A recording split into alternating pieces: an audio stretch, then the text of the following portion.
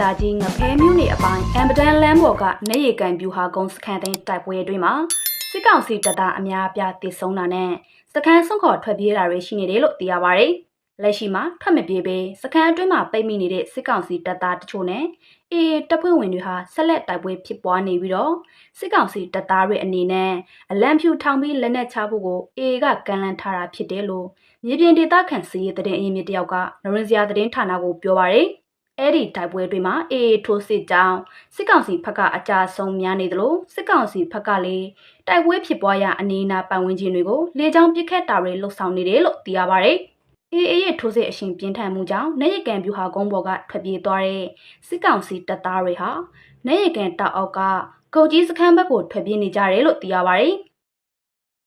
နိုင်ရကန်အထိတင်လိုက်ပြီဆိုတော့နိုင်ရကန်ကကျွန်တော်တို့မကွေးတိုင်းထဲမှာအထိပါလာပြီပေါ့နော်။အဲ့နိုင်ရကန်ကိုရပြီးသွားပြီဆိုရင်ကျွန်တော်တို့ပြန်ပြီးတော့တောင်းမှာပဲအာရခတက်တော်မှာတာဝုပြလက်နက်ကြီးရရှိတယ်။အဲ့တော့ကျွန်တော်ကပ္ပစ14တို့မဆခ905တို့တောင်းမှာပဲပြန်ပြီးတော့ချင်းချောင်းနိုင်တဲ့အနေအထားမျိုးဖြစ်လာမယ်။ပြီးရင်တလက်စာတဲ့နိုင်ရကန်ကနေမှတဆင့်ကျွန်တော်တို့ဗရန်လန်းဆောင်ပေါ့နော်။အဲ့ဗရန်ပသိမ်မွန်ရလမ်းပေါ်အထိအောင်မြေချက်လာနိုင်မဲ့ဗရန်တက်နယ်စီကျွန်တော်တို့တောင်းခမ်းလိုပဲ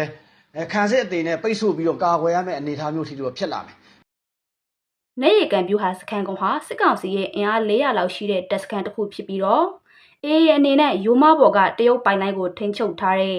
စစ်ကောင်စီကမင်းကန်စခန်းကိုသိမ်းပိုက်ပြီးနောက်ဇန်နဝါရီလတတိယအပတ်ကစတင်ပြီးတော့နေရီကန်ပြူဟာကုန်းစခန်းကိုထိုးစစ်ဆင်တိုက်ခိုက်ခဲ့တာဖြစ်ပါတယ်။နေရီကန်ပြူဟာစခန်းကုန်းဟာအမ်မျိုးကနေမိုင်90ကျော်အကွာ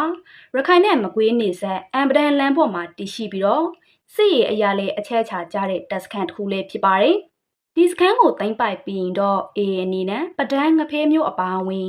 စစ်ကောင်စီရဲ့လက်နက်စက်ရုံကပ္ပစတွေကိုလည်းတိုက်ခိုက်လာနိုင်တဲ့အတွက်စစ်ကောင်စီဘက်ကလေကြောင်းကိုအဓိကအသုံးပြုပြီးတော့အေးရဲ့ထိုးစစ်ကိုအပြင်းအထန်ခုခံကာကွယ်နေတယ်လို့လည်းသိရပါတယ်ရှင်။